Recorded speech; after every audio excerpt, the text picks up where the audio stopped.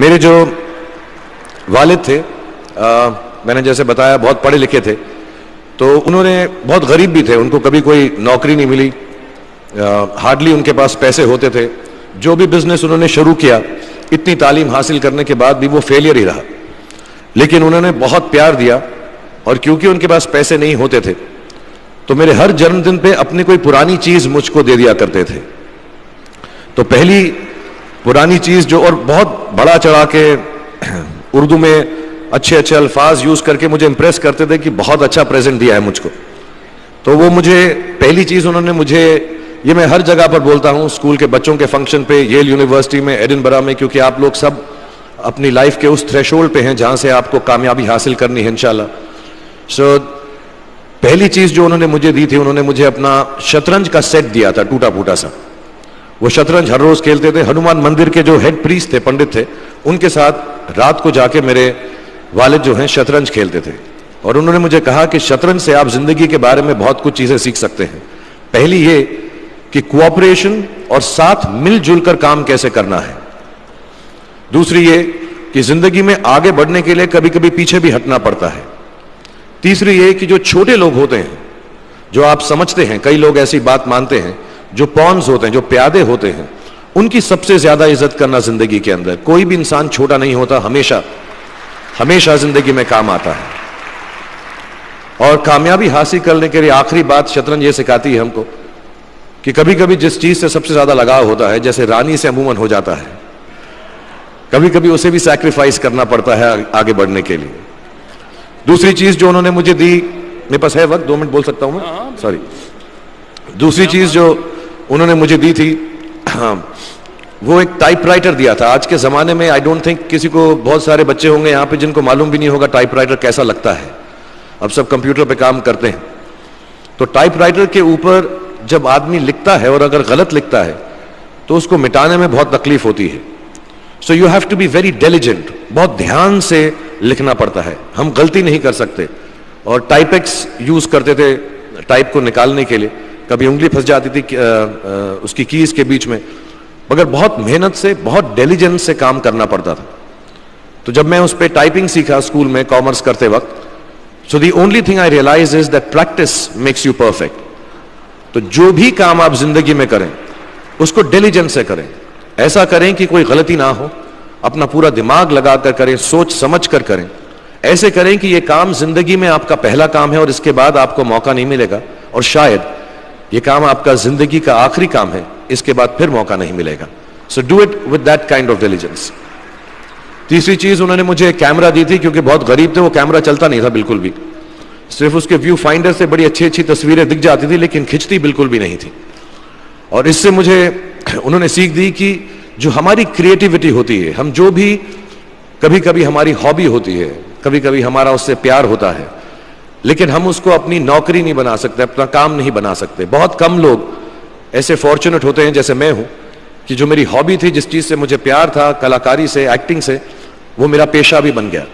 عموماً ایسا ہوتا نہیں ہے, لیکن جو ہماری کلا ہے, چاہے وہ پوئٹری ہے, چاہے وہ لکھنا ہے, چاہے وہ پینٹنگ ہے, چاہے جو بھی چیز, گانا ہے, اکیلے میں گانا ہے, ہماری کریٹیوٹی ضروری نہیں ہے کہ دنیا ایکسیپٹ کرے. جیسے اس کیمرہ کی تصویریں دکھتی نہیں ہیں لیکن اس میں دیکھنے سے خوبصورت لگتا ہے ہر کچھ, ویسے ہی آپ کی جو کریٹیوٹی ہے وہ اپنے لیے رکھیں, کیونکہ زندگی میں کبھی نہ کبھی, کہیں نہ کبھی ایسا مقام آئے گا جب آپ بہت اکیلا فیل کریں گے.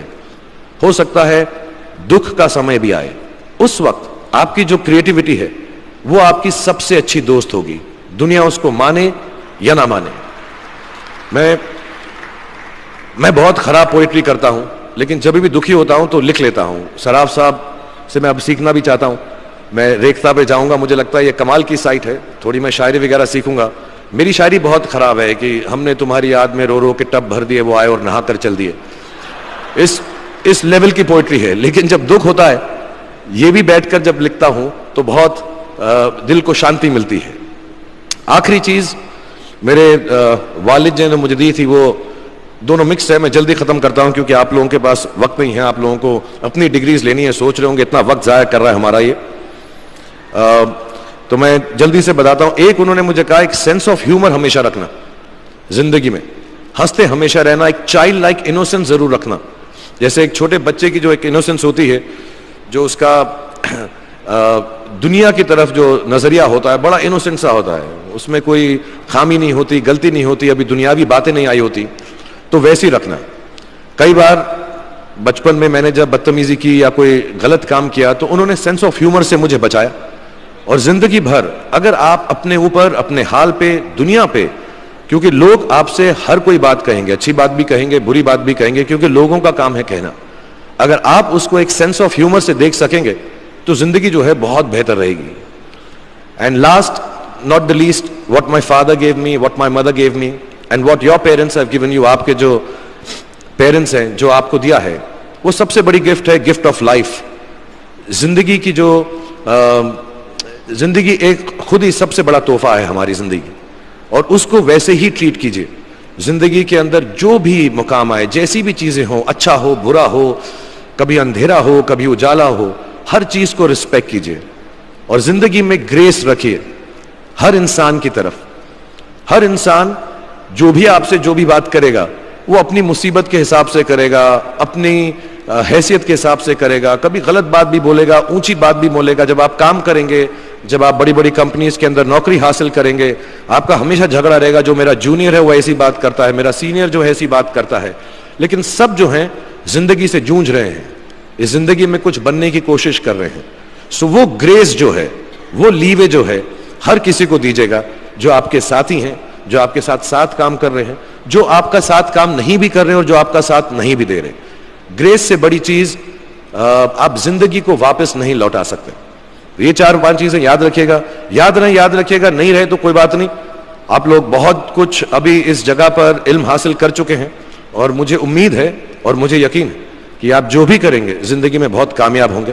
اور پھر سے میں مولانا آزاد نیشنل اردو یونیورسٹی کا شکریہ ادا کرنا چاہوں گا کہ مجھے یہاں پر بلایا, آپ سے مخاطب ہونے کا موقع دیا.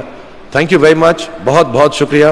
اور آپ, مجھے معلوم ہے کچھ ٹیچرز جو ہوں گے یہاں پر بیٹھے ہوں گے جو آپ کے فیوریٹ نہیں بھی ہیں, جو بہت اسٹرکٹ ہوں گے, ڈانٹتے بھی ہوں گے آپ کو, ان کو سب سے زیادہ یاد رکھیے گا جب آپ اس یونیورسٹی سے باہر جائیں گے, کہ جو سب سے زیادہ ٹیچر آپ سے اسٹرکٹ تھے وہ ایکچولی سب سے زیادہ آپ سے پیار کرتے